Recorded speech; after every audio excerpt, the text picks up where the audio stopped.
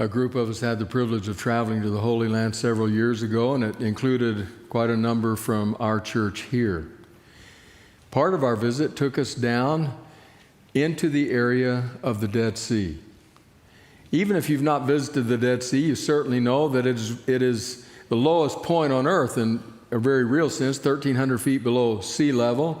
The salinity of the water is about 8 times the salinity of seawater, and so you float on the Dead Sea, and I mean you float. Furthermore, you don't want to enter the Dead Sea without thinking about whether or not you've nicked yourself shaving or you have an abrasion, because it will sting in a way that will make you say things that are not in the Sabbath School Quarterly. And so here we are at the Dead Sea, where everything floats. Kirk Campbell, who is our board chair here at Loma Linda University Church, is floating on the Dead Sea, and he has with him his iPhone. It's encased in a case that is waterproof, and everything is good.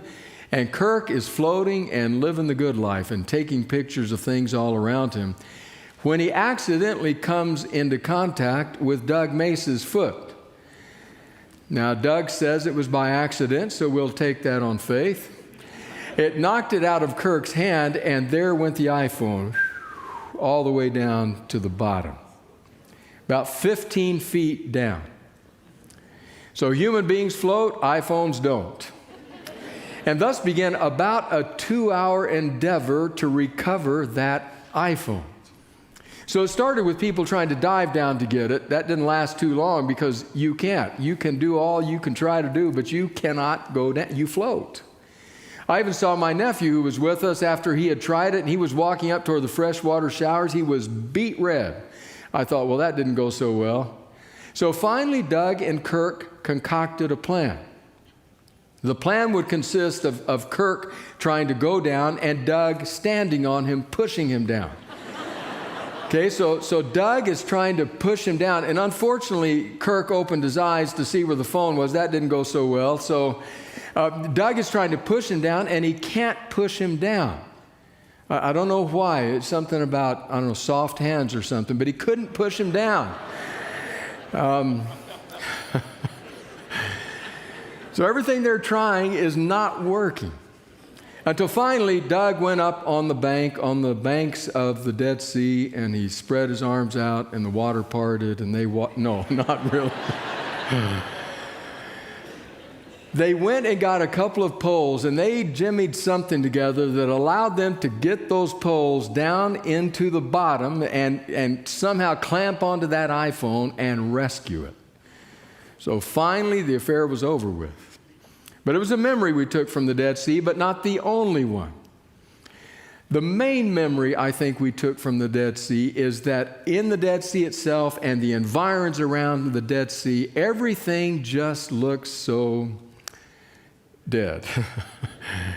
It's an amazing place. And I'm sure that those who study such things will tell you that there are certain plants and other things that grow there. There's no question about that. But the overwhelming sense you get is this is just deserted, dead desert.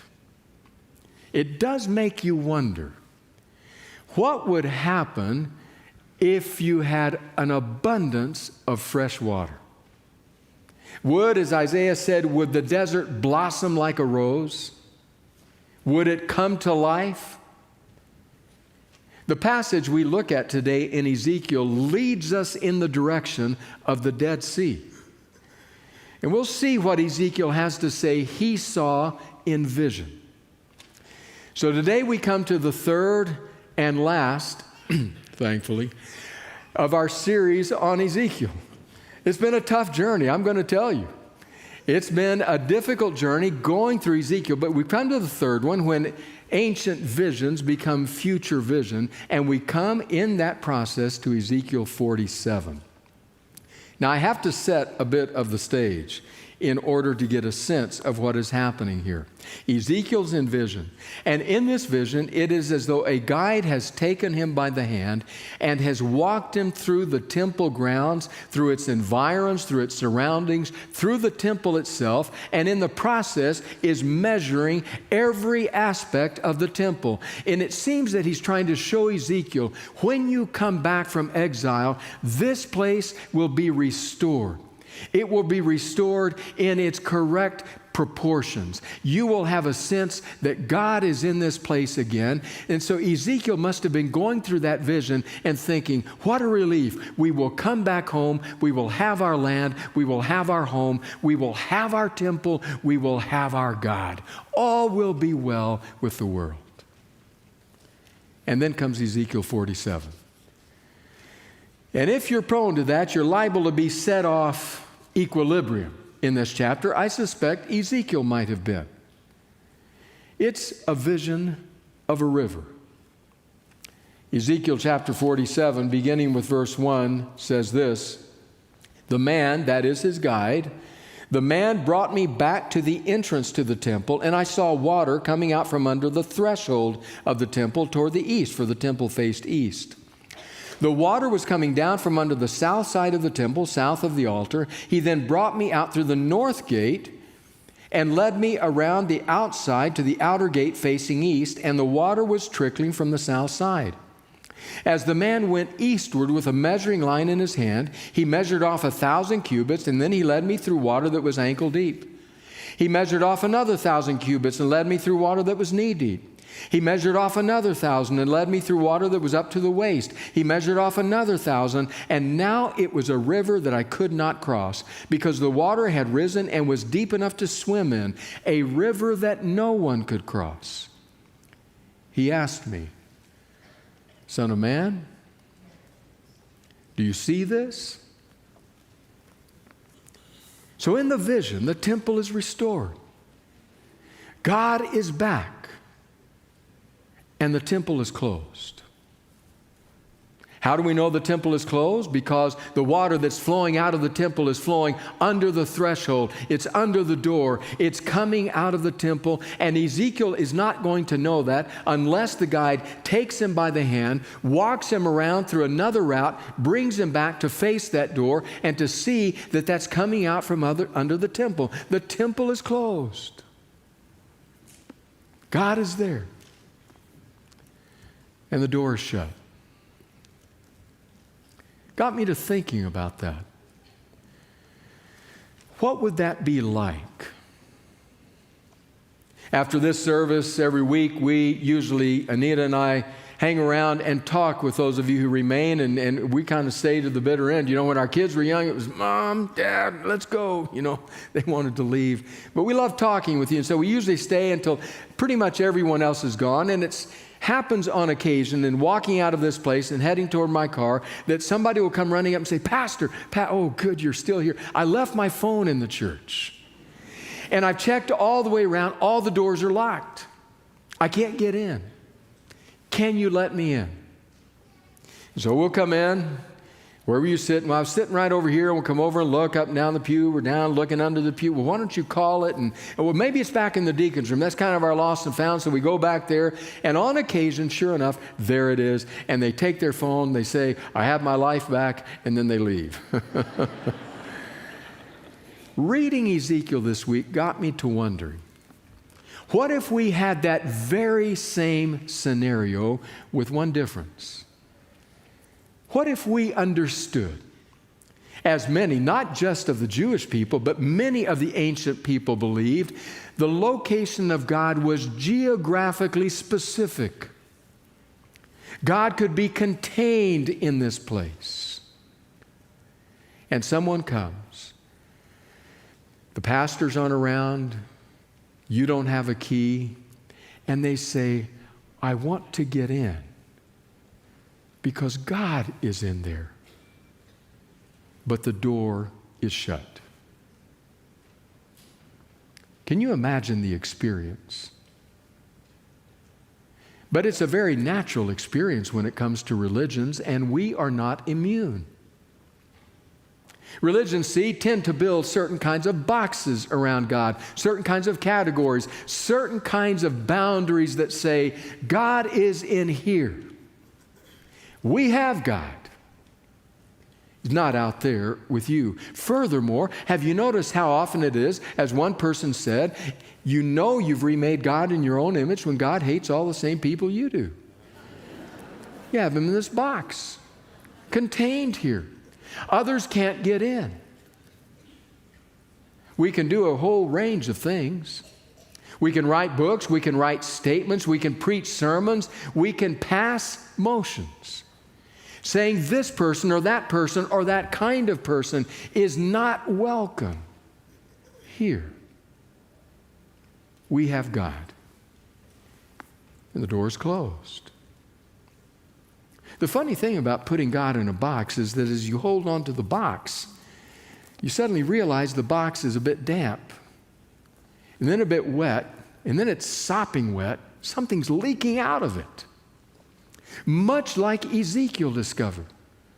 When he is taken around to the outside, the front, he looks back, he sees the door there, and he realizes there is water flowing out from under the threshold, from under the door. Flowing out, water, that life-giving liquid in the ancient world, that life-giving liquid in the desert world. Representative of the presence and the power and the life-giving goodness of God, and it's leaking out from under the door. In other words, God cannot be contained. God is not going to be confined. God is not going to be constrained. God is going to leak out even if we try to keep him in here. And Ezekiel sees that.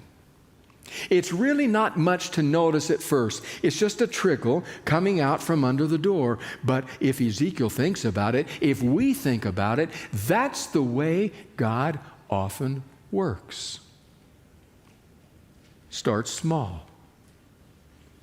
All you have to do is follow the itinerant teacher named Jesus of Nazareth around for a while and listen to what he says to draw that conclusion. Jesus talks about a pearl, a mustard seed, treasure, a child, a lost sheep, a wayward son.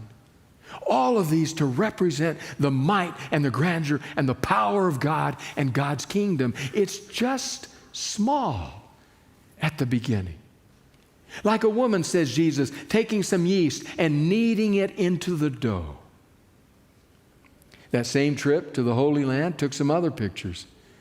I want to show you a picture of my thumb here, I think it is. It'll show up on the screen.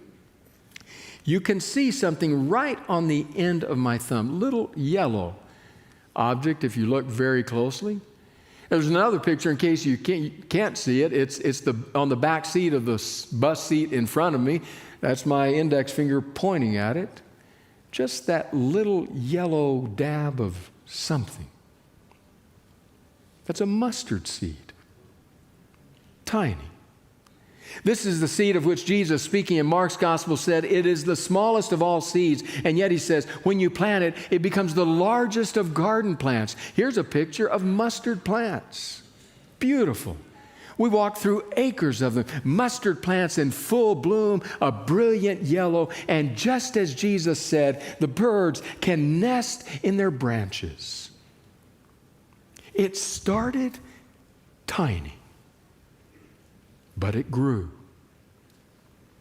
That's what Ezekiel sees. That little stream out from under the door. Symbolic of God's presence that will not be contained in the temple any longer, but God is going to start moving out into the world, moving in the direction of the deadness and the dryness and the despondency and the rejected of the world. But then something remarkable happens. Because the guide takes Ezekiel by the hand and walks him away from the temple, walks him about 5 football fields in length, and then stops and says, Ezekiel, what do you notice now? He says, well, the water.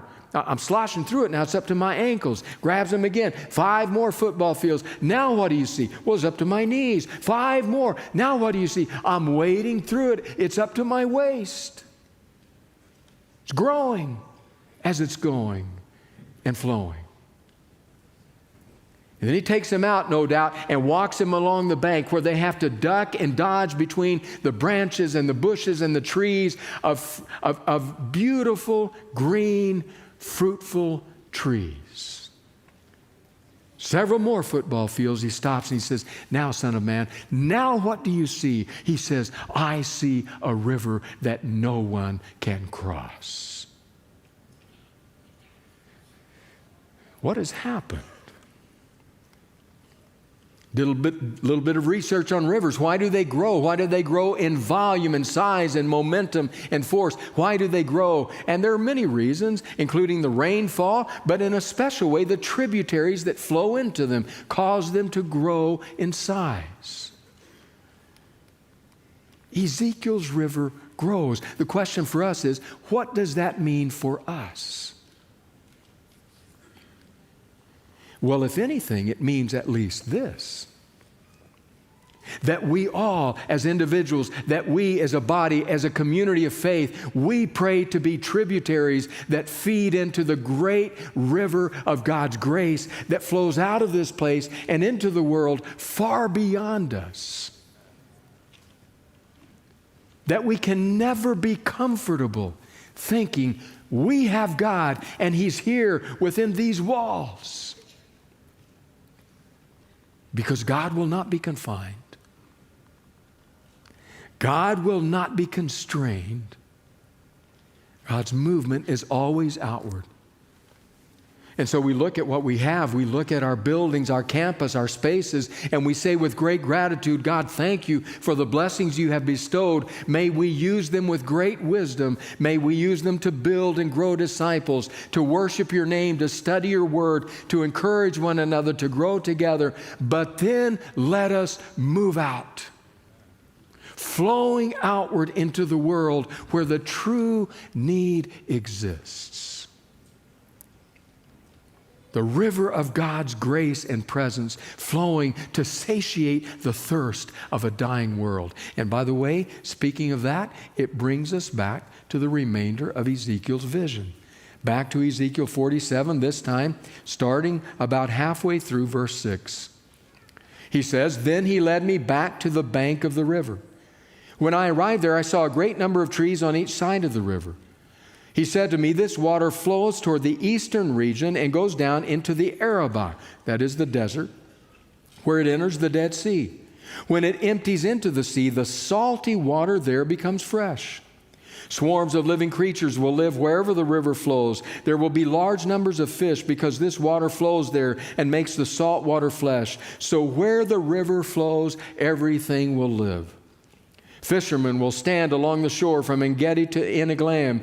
There will be places for spreading nets. The fish will be of many kinds, like the fish of the Mediterranean Sea. But the swamps and marshes will not become fresh. They will be left for salt. Fruit trees of all kinds will grow on both banks of the river. Their leaves will not wither, nor will their fruit fail. Every month they will bear fruit because the water from the sanctuary flows to them. Their fruit will be for food and leaves for healing." Bible students tend to understand this in one of four ways. The first way that some understand it is to say, this was a vision given to Ezekiel which God desired to literally fulfill. When his people returned from exile and came back to their land as they lived in faithfulness to him, the desert would blossom like a rose. It didn't happen because they didn't remain faithful. Could be. But when you lay this vision next to Revelation, you think there's something bigger than that. A second way it's understood by some, and this is by quite a few, is that this is descriptive of the millennium. That 1,000-year period of time which some have said will come upon the world before Christ comes. As Adventists, that has never been our position. And I have noticed that since reading from commentators of the last century into this, that has tailed off, because if you hadn't noticed, the world isn't getting better. So that's probably not what it is. A third group says this vision is really a vision about the coming kingdom of God, when there will be a new heaven and a new earth, when all will be made over and will be made new. Now that is something to which I could say amen. And then the fourth group says this is a vision which God desires for His people always, in all times, in all places. A vision which says, please do not believe you can confine me, because wherever you go, I've been there before you got there. I will not be confined or constrained by any one space or by any one people. And furthermore, where my presence goes, there comes life. And I can say amen to that. In fact, I would suggest that if you look at the vision, probably the most important lesson in the vision can be read in the last line of verse 9, which simply says, so where the river flows, everything will live. So where the river flows, everything will live. And then we have to ask ourselves, has that been true?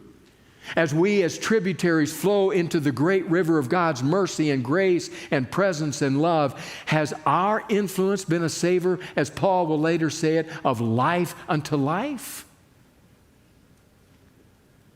The truth is, people who name the name of Christ throughout the last 2,000 years have done some terrible things in His name. Awful things. Things for which profound repentance is required. They have not been a savor of life unto life. It has not been true that wherever they went, things came to life.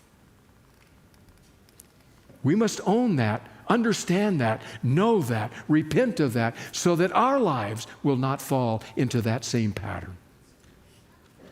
But if you think about it, such actions almost always arise from communities that draw certain boundaries that say, this is where God lives. God is with us, not with you. He's not for you. We have the corner on God where the temple is closed, but where the door is open.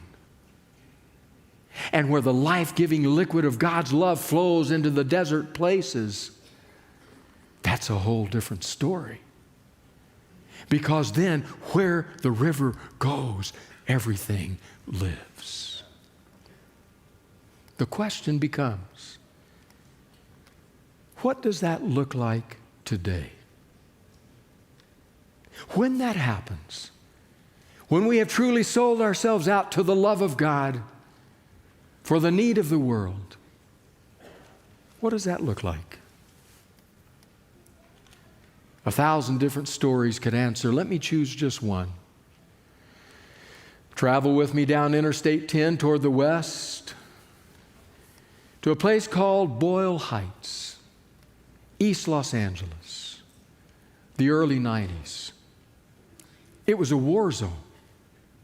8 rival gangs were battling for supremacy day after day, but especially night after night. The bullets flew and the bodies fell.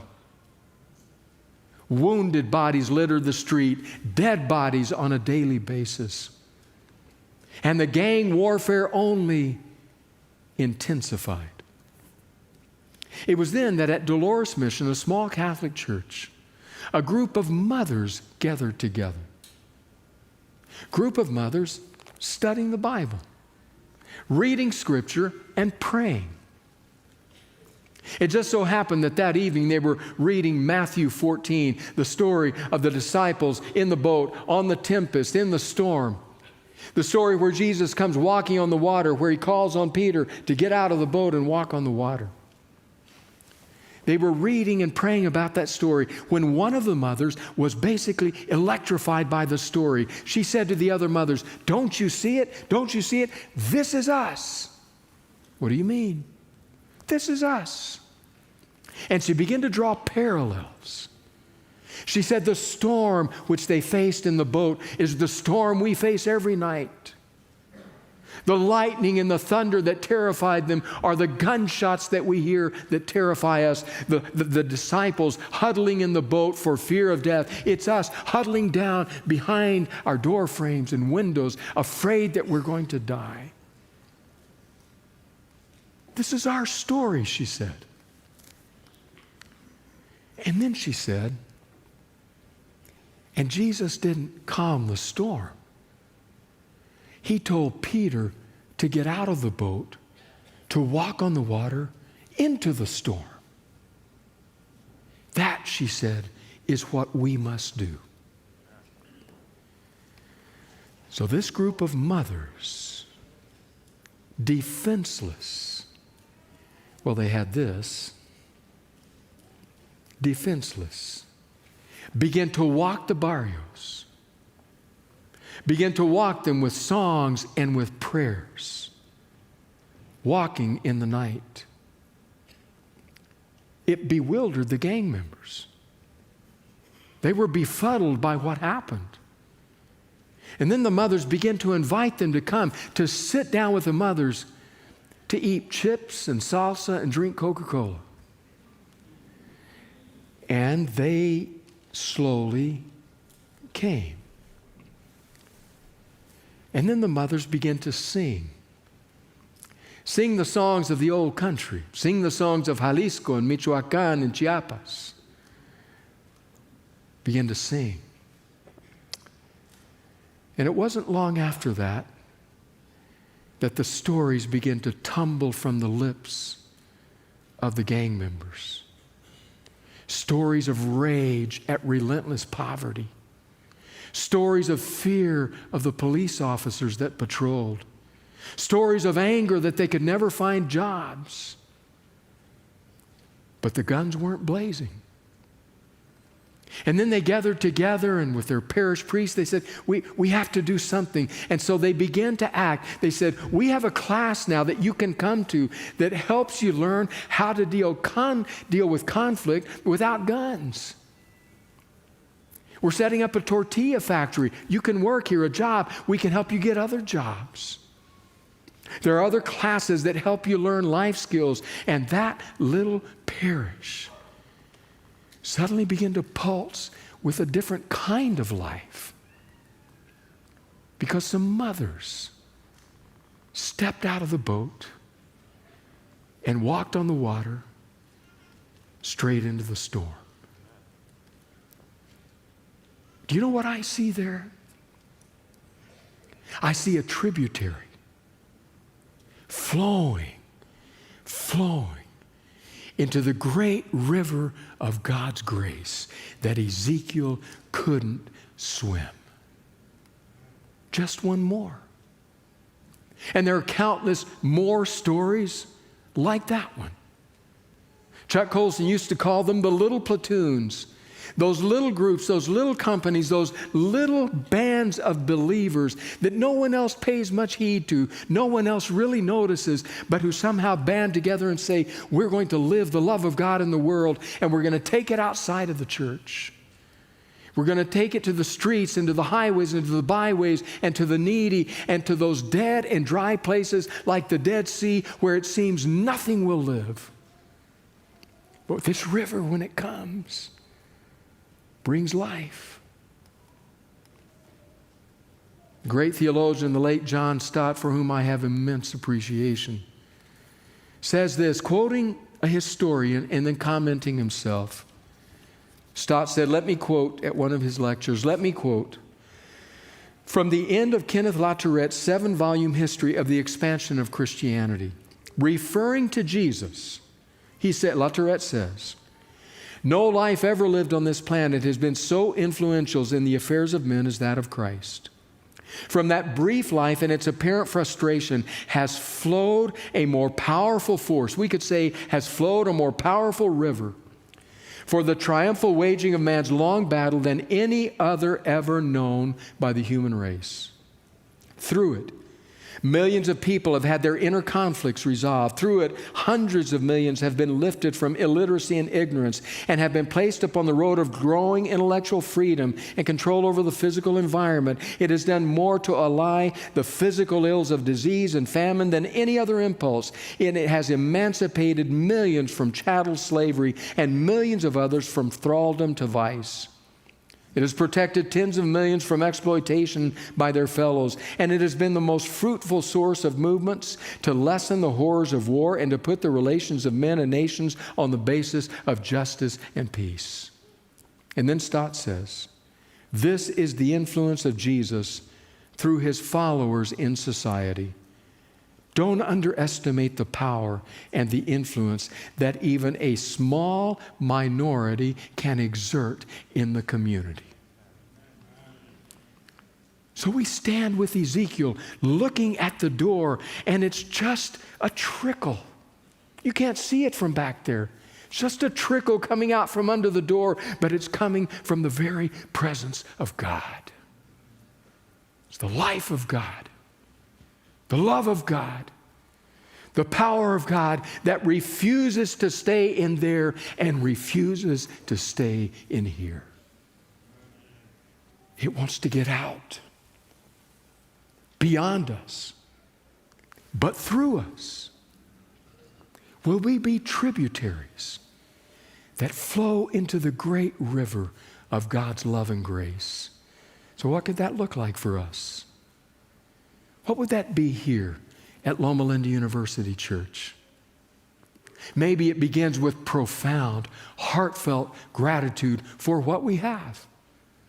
Gratitude that we have spaces where we can come and worship God in freedom and peace, where we can be lifted up into his presence by prayer and scripture and music, where we can disciple one another, strengthen one another, where generations of young adults coming to this campus can learn to know Jesus better.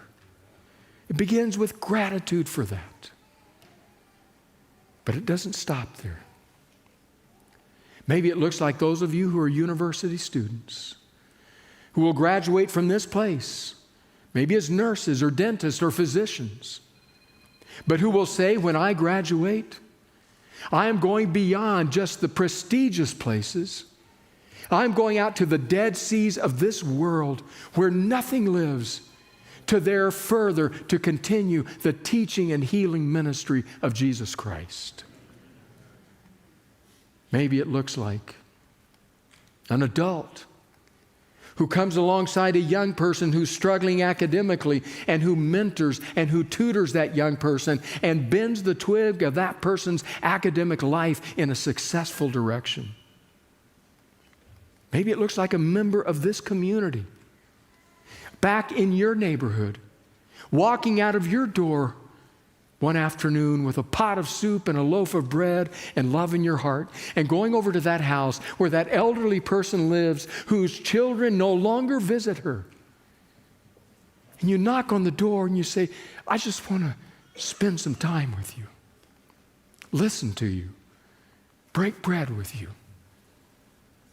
Maybe it looks like that young adult whose passion says, I want to make a difference in the world, and who will not back off on that, but gives her life, gives his life to do anything possible to end the scourge of sex trafficking. Maybe it looks like the young parent who says, I was raised with racism and prejudice in my heart and in my home. Well, I want to be a transitional person. It stops with me. I refuse to pass that on to the next generation. I will live for what Paul talks about in Ephesians when he says, the end of all things is to draw us to unity, things in heaven and on earth and under the earth, every human being in Christ. Maybe it looks like that business person who timidly approaches 2 or 3 colleagues and says, just wondering, you think you might be interested in joining me at Thursday lunch? We'll just read about Jesus, eat together, and pray. Or maybe it has to do with that construction worker, that attorney, that physician who says, from this day forward, that means of making money, that will be my avocation. My vocation will be introducing people to Jesus Christ. Maybe that's what it looks like. But in every case, every single one of those become a small tributary flowing into the great river of God's grace and life-changing power. That's a river that I want my life to contribute to. Might my life be a small tributary flowing into that great river? And might that be true of you and of us? Because that river changes everything. It wasn't just Ezekiel who said that.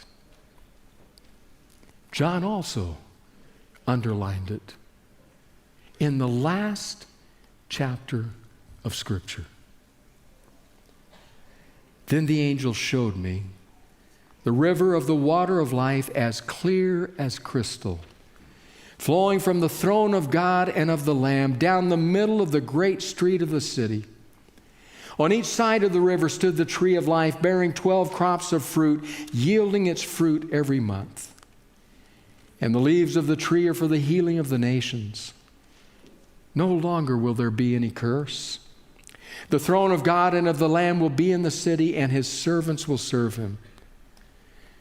They will see his face, and his name will be on their foreheads. There will be no more night. They will not need the light of a lamp or the light of the sun, for the Lord God will give them light, and they will reign forever and ever. Amen. Gracious God, bless us, but challenge us. Deepen us and send us. Give us a burning passion to be tributaries in the world that flow into the great river filled with the water of life. In Jesus' name, amen.